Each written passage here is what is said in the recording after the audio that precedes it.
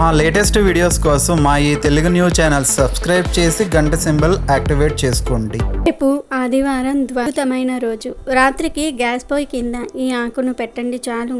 తెల్లవారేసరికి నోట్ల కట్టలు వచ్చి పడతాయి.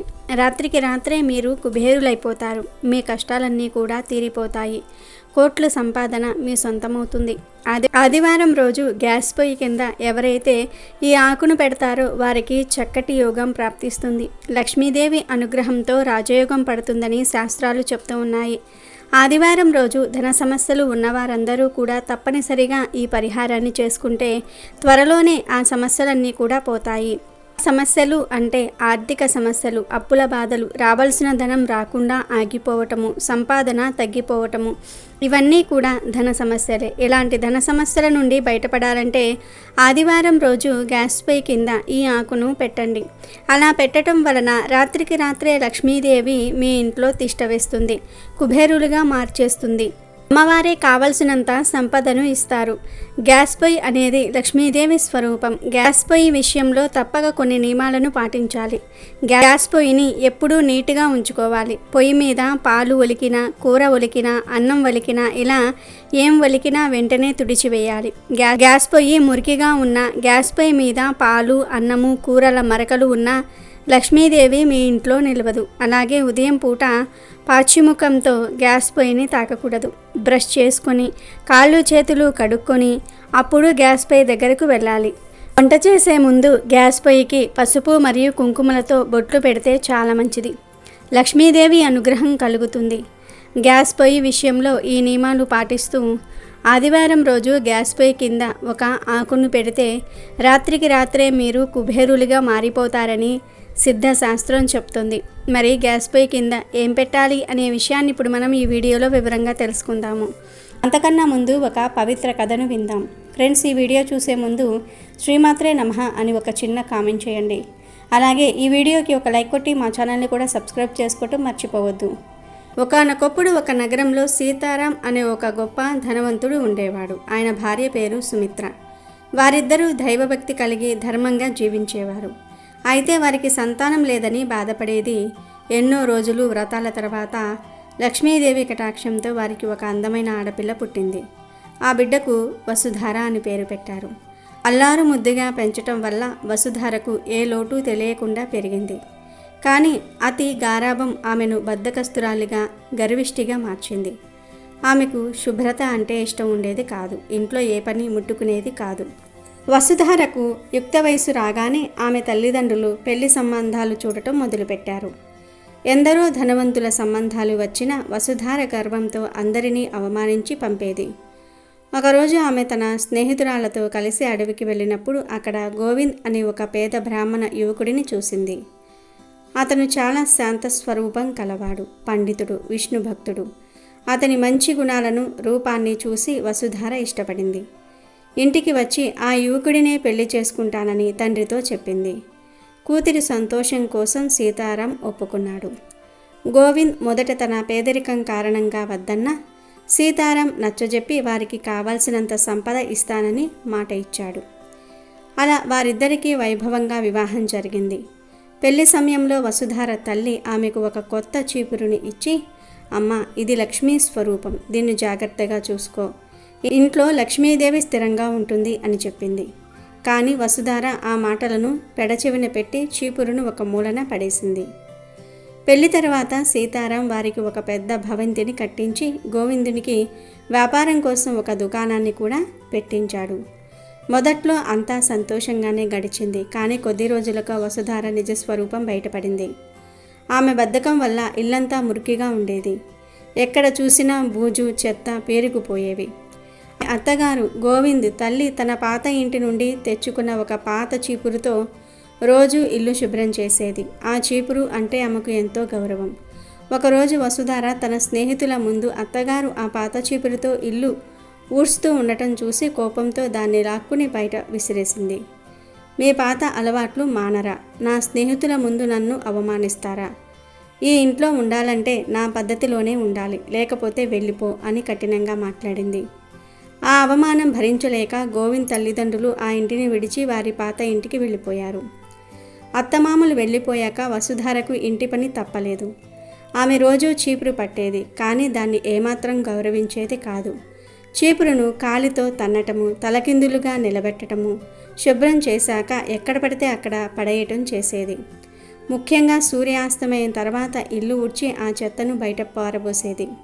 శాస్త్రాల ప్రకారం ఇలా చేయటం అంటే సాక్షాత్తు లక్ష్మీదేవిని అవమానించి ఇంటి నుండి గెంటేయటమే. దాని ఫలితంగా వారి ఇంట్లోకి దరిద్ర దేవత అయిన అలక్ష్మి ప్రవేశించింది. గోవింద్ వ్యాపారం పూర్తిగా నష్టాల్లోనికి వెళ్ళిపోయింది. ఇంట్లో ధాన్యము ఉన్న వసుధార ఎంత వండినా ఆమె తినే సమయానికి ఏమీ మిగిలేది కాదు. రోజు ఆకలితో పడుకోవలసి వచ్చేది. భార్య ప్రవర్తనకు, ఇంటిలోని దరిద్రానికి విసిగిపోయిన గోవింద్ కూడా ఒకరోజు ఆమెను వదిలి తన తల్లిదండ్రుల దగ్గరకు వెళ్ళిపోయాడు. వసుధార ఒంటరిగా మిగిలిపోయింది.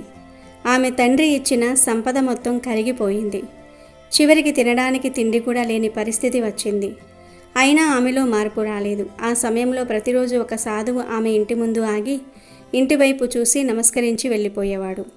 ఒకరోజు సహనం కోల్పోయిన వసుధార, ఓ సాధువు, రోజు మా ఇంటికి ఎందుకు నమస్కరిస్తున్నావు? ఈ ఇంట్లో ఇప్పుడు ఏమీ లేదు అని కోపంగా అడిగింది. అప్పుడు ఆ సాధువు, తల్లి, నేను నీకు నమస్కరించటం లేదు. నీ ఇంట్లో నివాసం ఉంటున్న అలక్ష్మీదేవికి నమస్కరిస్తున్నాను. నీ బద్ధకం, మురికి, అహంకారం వల్ల ఆవిడ నీ ఇంట్లో స్థిరంగా ఉంది. ఆమె నా ఇంటికి రాకూడదని ఇలా ప్రార్థిస్తున్నాను అని చెప్పాడు. ఆ మాటలకు వసుధార నిర్ఘాంతపోయింది. తన తప్పు ఆమెకు అర్థమైంది. తాను లక్ష్మీదేవిని తరిమివేసి దరిద్ర దేవతను ఇంట్లోకి ఆహ్వానించానని తెలుసుకొని ఆ సాధువు కాళ్ళ మీద పడి ఏడ్చింది. ఆ సాధువు రూపంలో ఉన్నది సాక్షాత్తు శ్రీ మహావిష్ణువే. ఆయన వసుధార పశ్చాత్తాపాన్ని చూసి కరుణించి ఇలా చెప్పాడు, అమ్మాయి, చీపురు కేవలం చెత్తను శుభ్రం చేసే వస్తువు కాదు. అది నీ అదృష్టాన్ని నిర్దేశించే లక్ష్మీ స్వరూపం. దాన్ని ఎప్పుడూ గౌరవించాలి. చీపురుని ఎప్పుడూ ఇంటికి నైరుతి దిశలో ఇతరులకు కనిపించకుండా ఉంచాలి. ఈశాన్య దిశలో అస్సలు పెట్టకూడదు. సూర్యోదయానికి ముందు ఇల్లు ఊడవటం వల్ల ఇంట్లోని దరిద్రం తొలగిపోయి లక్ష్మీదేవి ప్రసన్నురాలవుతుంది. సూర్యాస్తమయం తర్వాత ఊడటం వల్ల లక్ష్మీదేవి ఇంటి నుండి వెళ్ళిపోతుంది. చీపురుని ఎప్పుడూ కాలితో తన్నకూడదు. దానిపై నుండి దాటి వెళ్ళకూడదు. విరిగిన చీపురుని ఇంట్లో ఉంచకూడదు. శనివారం రోజు దానిని బయటపడేయాలి అని చెప్తాడు. అప్పుడు వసుధార, స్వామి, నాకు భోజనం కూడా సరిగ్గా దొరకటం లేదు. దీనికి కారణం ఏమిటి అని అడిగింది. దానికి ఆ సాధువు, తల్లి, నీవు తల్లిలాంటి అత్తగారిని అవమానించి ఆకలితో ఇంటి నుండి పంపించావు. అందుకే అన్నపూర్ణాదేవి కూడా నిన్ను విడిచిపెట్టింది.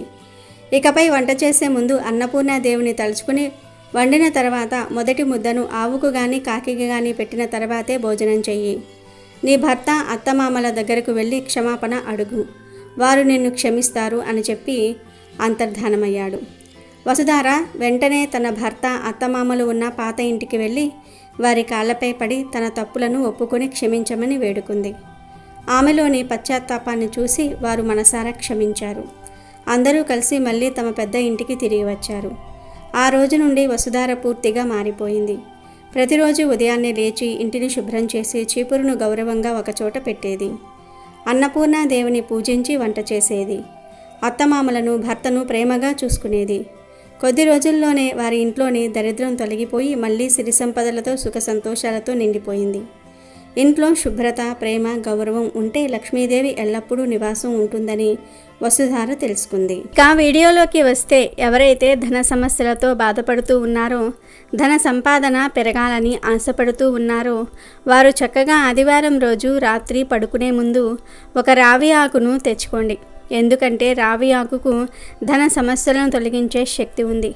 రావి ఆకుకు మన కష్టాలను తొలగించి మన జీవితాన్ని అద్భుతంగా మార్చగలిగే అతీత శక్తులు ఉన్నాయి కనుక ముందు ఒక రావి ఆకును తీసుకోండి.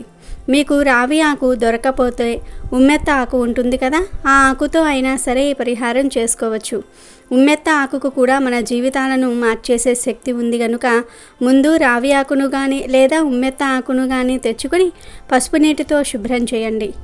పూటే తెచ్చి పక్కన పెట్టుకోండి. రాత్రి పడుకునే ముందు మళ్ళీ ఈ ఆకును తీసి ఆకు మీద ముందు ఒక అర స్పూన్ పసుపును వేయండి. ఎందుకంటే పసుపు లక్ష్మీదేవికి ఇష్టమైన పదార్థం. పసుపుకు నెగటివ్ ఎనర్జీని తొలగించి ధనాన్ని ఆకర్షించే అద్భుత శక్తులు ఉన్నాయి కనుక పసుపు వేయండి.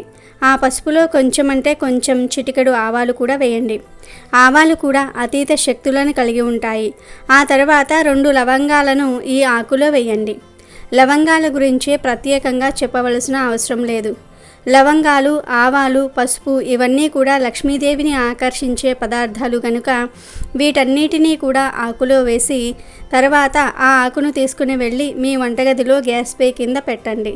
పెట్టే ముందు గ్యాస్ పై కింద ముగ్గు వేసి పెడితే మంచిది.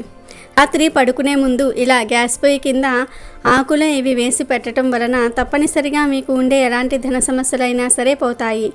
తెల్లవారేసరికల్లా మీరు శుభవార్తలు వింటారు. ఇలా పెట్టిన ఆకును 48 గంటల తర్వాత అంటే మంగళవారం రాత్రి కానీ లేదా బుధవారం పొద్దున కానీ మురికి కాలువలో పడేస్తే సరిపోతుంది. కనుక మీరు కూడా ఆదివారం రోజు రాత్రి గ్యాస్ పొయ్యి కింద ఈ ఆకును పెట్టి సిరి సంపదలను పొంది సంతోషంగా జీవించండి. అమెజాన్లో బెస్ట్ డిస్కౌంట్స్ కోసం వీడియో డిస్క్రిప్షన్లో లింకు ఉంది, చూడండి. అలాగే మా టెలిగ్రామ్ ఛానల్ సబ్స్క్రైబ్ చేసుకోండి.